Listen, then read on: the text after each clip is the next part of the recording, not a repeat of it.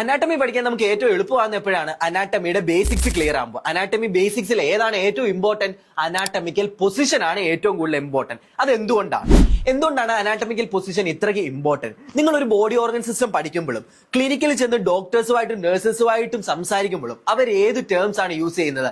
Anatomical position correlated ആയിട്ടുള്ള terms ആയിരിക്കും use ചെയ്യുന്നത്. ഇപ്പൊ എക്സാമ്പിൾ പറയുവാണെങ്കിൽ നിങ്ങളുടെ സ്ക്രീനിൽ ഇപ്പൊ ഒരു ബോഡി കാണാൻ പറ്റും. ആ ബോഡിയുടെ റൈറ്റ് ആൻഡ് ലെഫ്റ്റ് ഏതാണ്? നോർമൽ അനാട്ടമിക്കൽ പൊസിഷൻ നമ്മൾ പറയുമ്പോൾ ഇതാണ് ആ ബോഡിയുടെ റൈറ്റ്, ഇതാണ് ലെഫ്റ്റ്. സോ ഇത് കോറിലേറ്റഡ് ആയിട്ടായിരിക്കും നമ്മൾ എപ്പോഴും ഓർഗൻ സിസ്റ്റം പഠിക്കുമ്പോഴും അല്ലെങ്കിൽ ക്ലിനിക്കലിൽ ചെല്ലുമ്പോഴും നമ്മൾ വർക്ക് ചെയ്യുന്നത്. സോ പേഷ്യന്റ് ഇപ്പോൾ ഇരിക്കുവാണെങ്കിലും അല്ലെങ്കിൽ സൈഡ് ചെരിഞ്ഞ് കിടക്കുവാണെങ്കിലും പേഷ്യന്റ് ആന്റീരിയർ എന്ന് പറയുമ്പോൾ സ്ക്രീനിലുള്ള ഈ ഏരിയയും പോസ്റ്റീരിയർ എന്ന് പറയുമ്പോൾ പുറം തിരിഞ്ഞു നിൽക്കുന്ന ഈ ഏരിയയുമായിരിക്കും സൂചിപ്പിക്കുന്നത്.